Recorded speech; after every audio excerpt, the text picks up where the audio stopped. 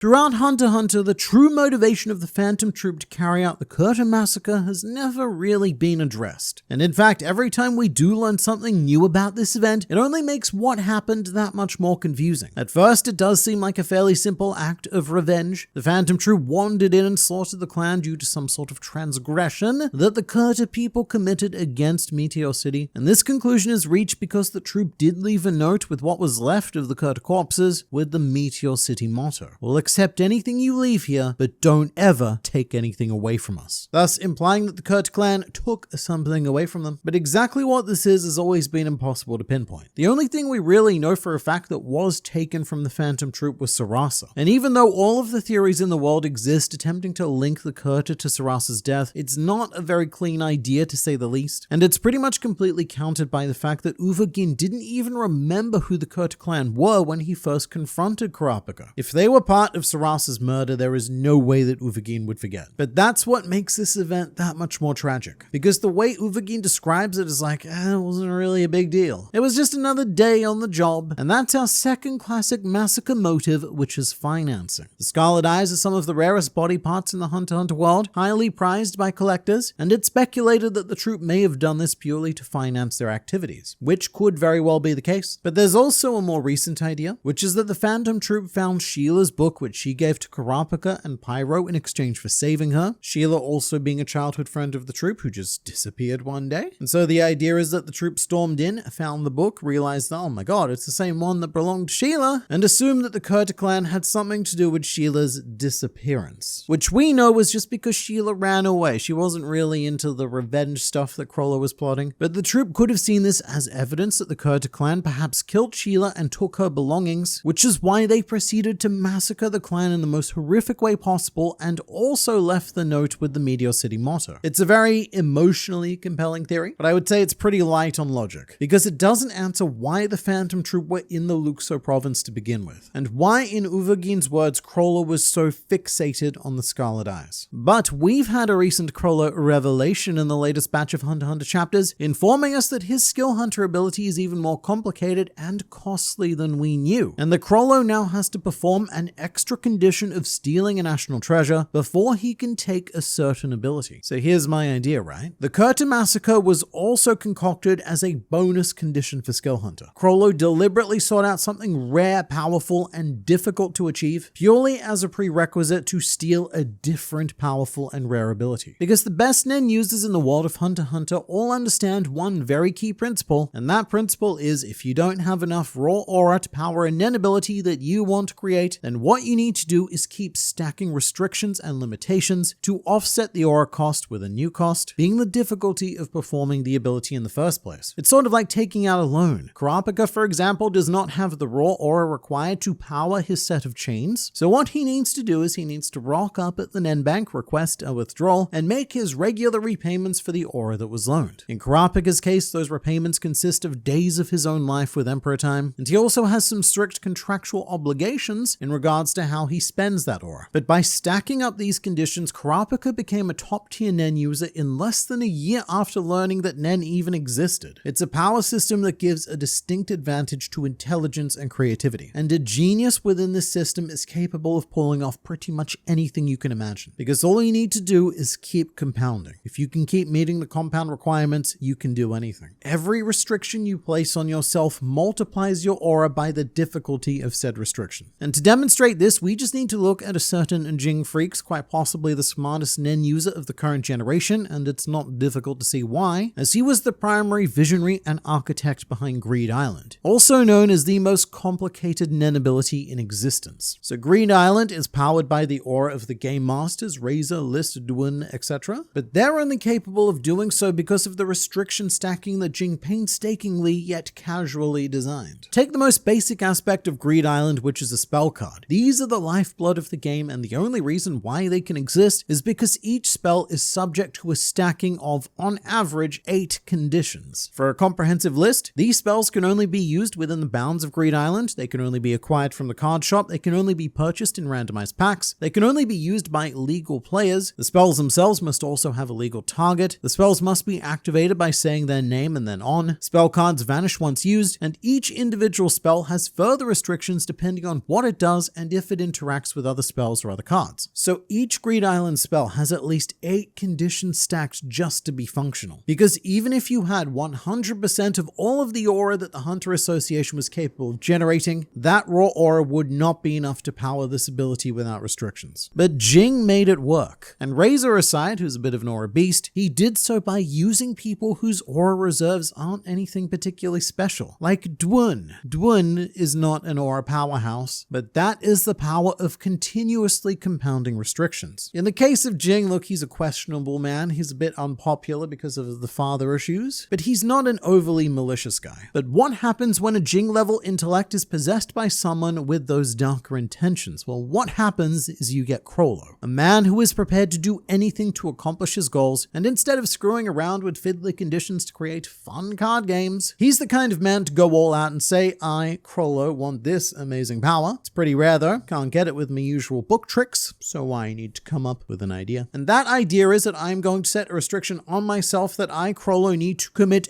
genocide as a prerequisite. That is the kind of guy that Chrollo is. And he's frighteningly capable of pulling any ability he wants out of absolutely nowhere. Such as when he appeared at Heaven's Arena with Double Face, the Skill Hunter bookmark that allows Chrollo to use 2 abilities in the book at once, or close the book and maintain the ability that Double Face is marking. Chrollo did this just because he could. His mental imaging is so powerful that he imagined the bookmark and paid for it with a bunch of what he calls annoying restrictions, and now it just exists. I need to emphasize that this is not an easy thing to do. Most Nen users don't even get a huge amount of choice in what their abilities are because they manifest more naturally, in response to whatever core needs or desires they have. But Chrollo has absolute mastery over how each and every drop of his aura is implemented, as if he's min-maxing points in a skill tree. And Chrollo, he's a very ambitious man. He's not a hunter, and yet he's always hunting for that next big thing. And in the current arc, that big thing is Hisoka. But in order to take down the big clown game, Chrollo needs to evolve. And so somewhere aboard the Black Whale 1, there is an extremely rare and powerful Nen ability that Chrollo needs to steal in order to kill Hisoka for good. We don't know what this ability is. We don't know how Chrollo knows about it, where it is, who has it, and in fact, any of the question words. Whatever your question is, my answer to that question is,